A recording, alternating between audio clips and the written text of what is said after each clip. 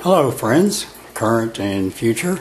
Bob Bender here, curator of the Lowcountry Estuarium, a coastal learning center in Port Royal, South Carolina. What you see me wearing at the moment is an example of invention born of necessity.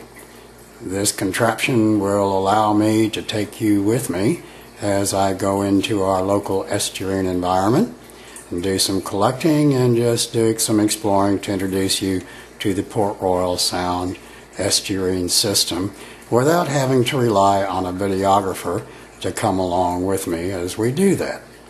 So we've got low tide in about half an hour today. We'll be going down to the Sands Beach area here in Port Royal.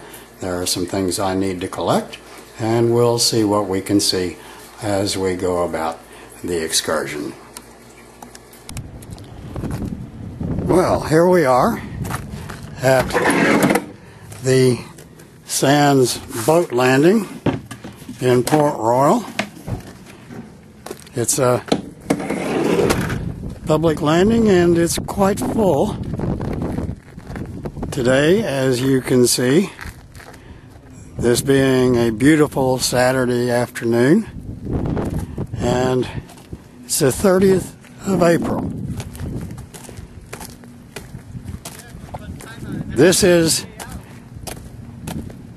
a new excursion with EHC, E-H-C, which is short for the Estuarium Helmet Cam, which I've decided to name the contraption that I have on my head today. We will no doubt get a few strange looks, wanting to know who's the guy wearing the helmet talking to himself. We're going down to the water's edge right now and looking across Battery Creek. Battery Creek bounds Port Royal on the south and west, and we are looking south directly across to the Parris Island Marine Corps Recruit Depot. This is the dock at the landing, and panning to the west to my right, this is our lovely marsh boardwalk, and at the end of the boardwalk is an observation tower.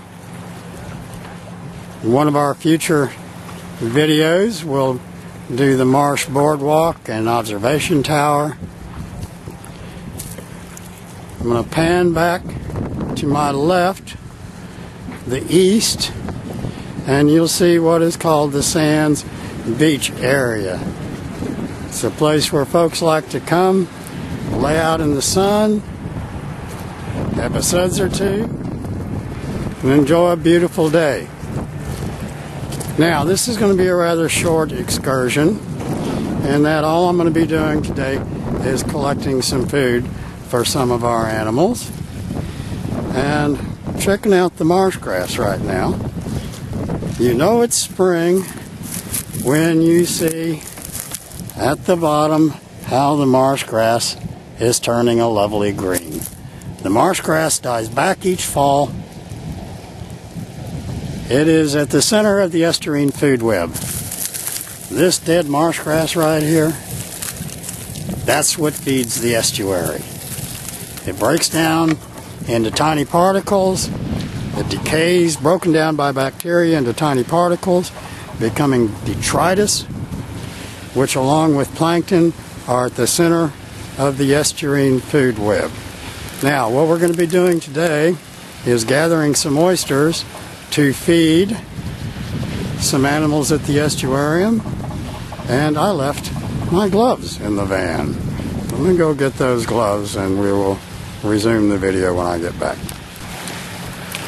We are just after low tide, about 20 minutes after low tide, and the reason I'm here today is to collect live oysters, and I had to go get my gloves. You don't want to be out in the midst of the oysters without these guys. It's also a good idea to be wearing boots. You don't want to be out in this area with flip-flops or shoes that don't have good sides to them. Oysters are as sharp as razor blades. Now, even though I'm here for oysters, I see a little guy down here. There is no doubt in my mind that this shell contains a striped hermit crab. But they can get so far up inside the shell that you can't see him. I'll guarantee you there's a striped hermit crab in here, and we have some at the estuarium now. I don't need this guy. Don't need to collect this animal. So he will stay here for today. Now I'm looking for some decent size oysters. This is a cluster of pretty good size oysters here. This will be going into a tank to feed our whelks. We have 2 knobbed whelks that will be feeding on this cluster. Whelks are the big snails that virtually everyone calls conch. There are no conch here. There are no conch in South Carolina. You see here some artificial oyster reefs that were put down by our Department of Natural Resources as part of a program called SCORE, is to restore oyster reefs or to establish oyster reefs. One of the main reasons is to help stabilize the shoreline from erosion. Alright, we have a cluster of decent sized oysters for the whelks. Let me find one for our stone crab. Stone crabs also feed on oysters.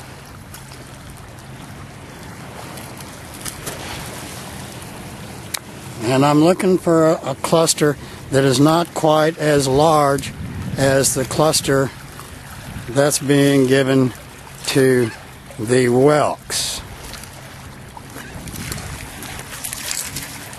Those are all too large. What I'm going to do now is look in another area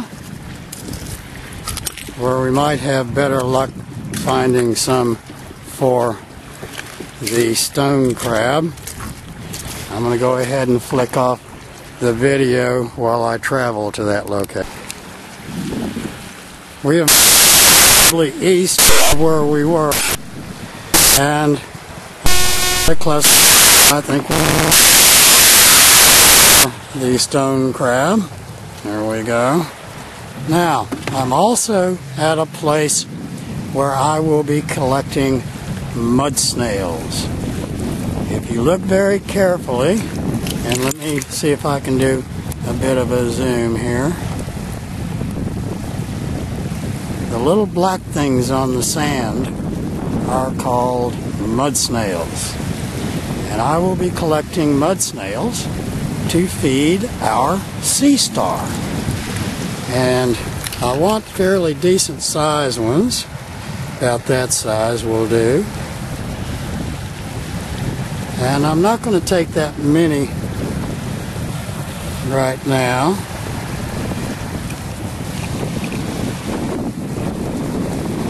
These guys are mud snails. They will feed the sea star.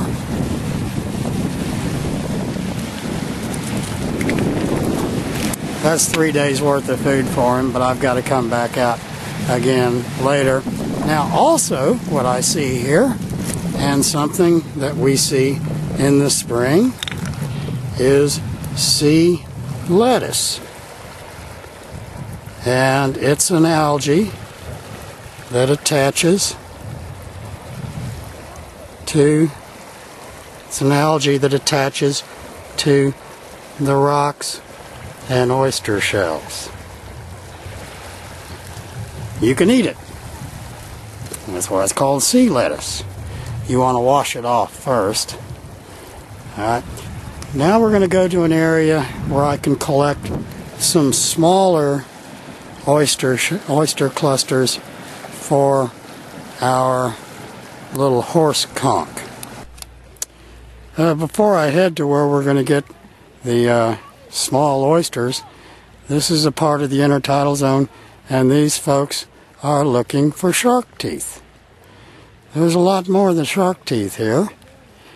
It's an awful lot of fossil material, and I just picked up this 50 million year old sand dollar that is in concretion.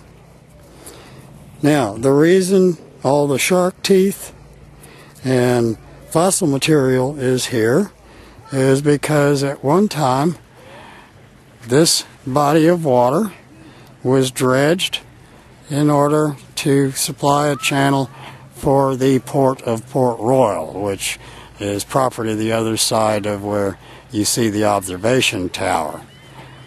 Now, Battery Creek, as I said, flanks the town of Port Royal on the south.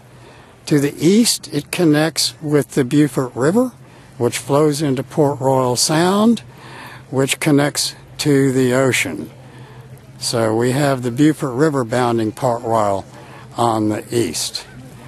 And I'm going to give this 50 million year old sand dollar to one of the youngsters that I'll pass on the way to where we're going to get the oysters for the little horse conch.